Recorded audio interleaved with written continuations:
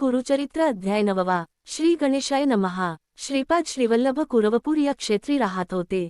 ते नित्यनेमाने गंगा स्नान करीत, देवपूजा, स्नानसंध्या, ध्यानधारणा व ग्रंथवाचन करीत. यातच त्यांचा दिवस जात असे. साध्यामुळ्या भावभक्तांची ते कद करीत.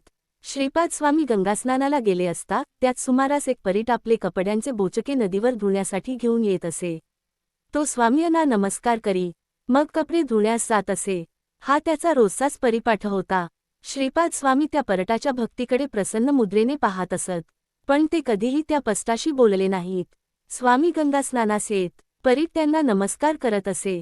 स्वामी ते पाहत होते, पण त्या परीटाच्या भाग्यात काय लिहिले होते ते कोणासही कळणारे नव्हते. एके दिवशी एक मुसलमान राजा आपल्या बेगमांसहित लवाजमा घेऊन त्या रस्त्यानं चालला होता. बरोबर त्याचे सजवलेले घोडे, मेणे व काही सैनिक होते.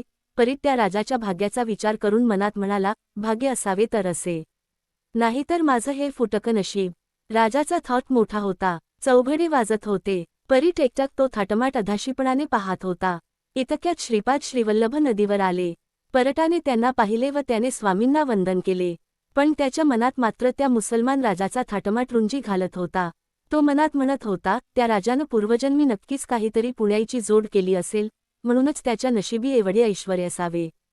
केवढा तो थाटमाट. नाहीतर मी दिवसभर राबराब राबतो, तेव्हा कुठे 2 वेळची मिठभाकर मिळते, आणि अंगावर हे फाटके मळके कपडे धुवून तो परीट घरी गेला.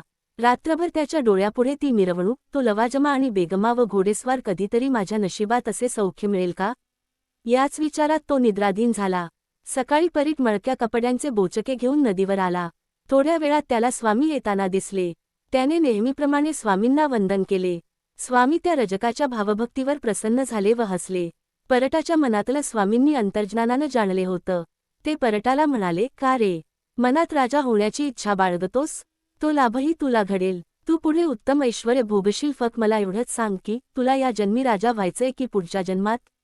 परीट चलाख होता. तो चतुराईने बोलला, स्वामी मी आता म्हातारा झालो आहे. या वयात राजा होऊन मी काय करणार, किती सुख मिळवणार? आणि राजा होऊन तुमच्या दर्शनाला मुकण्यापेक्षा सध्या मी आहे त्या स्थितीतच बरा आहे. तुमचे दर्शन सध्या मी त्या राजपदापेक्षा श्रेष्ठ मानतो. त्या परटाचा भक्तिभाव स्वामींना भावला. तसे त्याचे चतुराईचे बोलणेही पटले. तुझी इच्छा पूर्ण होईल. स्वामी म्हणाले, इतका तू धूर्त व चलाख आहेस. तू पुढच्या जन्मी राजा होशील, उत्तमरित्या राज्यकारभार करशील व ख्याती पावशील हा माझा आशीर्वाद आहे. तू मला विसरणार नाहीस आणि मीही तुला विसरणार नाही. पुढच्या जन्मातही आपण भेटू. स्वामींनी त्याला आशीर्वाद दिला. परीट आनंदाने घरी गेला. कालांतराने तो परीट वृद्ध झाला. किरकोळ आजाराचे निमित्त होऊन मरण पावला.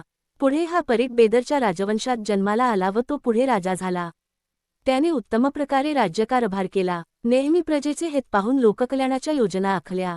पुढे काही वर्षांनी स्वामींनी त्याला दर्शन दिले व मागच्या जन्माची आठवण पटवून दिल्या.